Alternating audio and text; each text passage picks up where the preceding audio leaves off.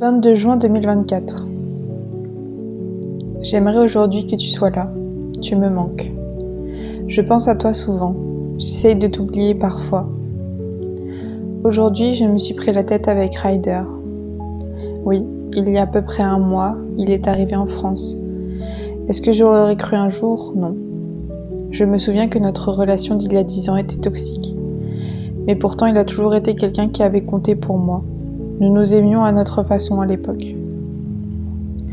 Depuis plusieurs mois, nous avions repris à parler tous les deux virtuellement. Je m'attachais à lui sans pour autant parler d'amour. Pourtant, j'étais attachée et je voulais tout faire pour potentiellement recréer une relation. Quand il est arrivé en France, mon cœur a battu à 10 000. Surtout qu'il arrivait proche de moi, vers Metz. Il fallait absolument que je le voie, que je le touche pour y croire.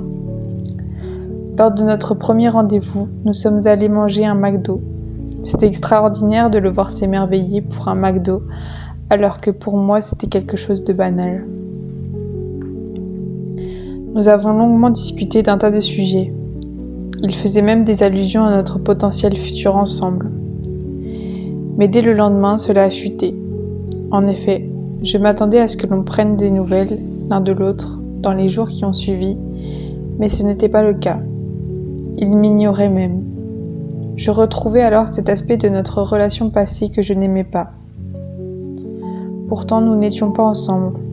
Il me reprochait le fait de ne pas être une simple amie avec lui, ce qui m'a valu d'être plantée une semaine plus tard. Je l'ai énormément mal vécu. Je me suis sentie nulle, mal aimée. Pourtant, je ne suis pas amoureuse. Mais paradoxalement, je fais quand même tout pour qu'il soit bien. Peut-être que c'est justement pour avoir un peu de son attention.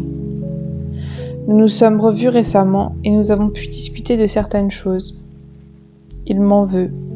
Il m'en veut d'avoir eu un enfant. Il est dans un esprit de vengeance. C'est ce qu'il me reproche à chaque fois qu'on se dispute.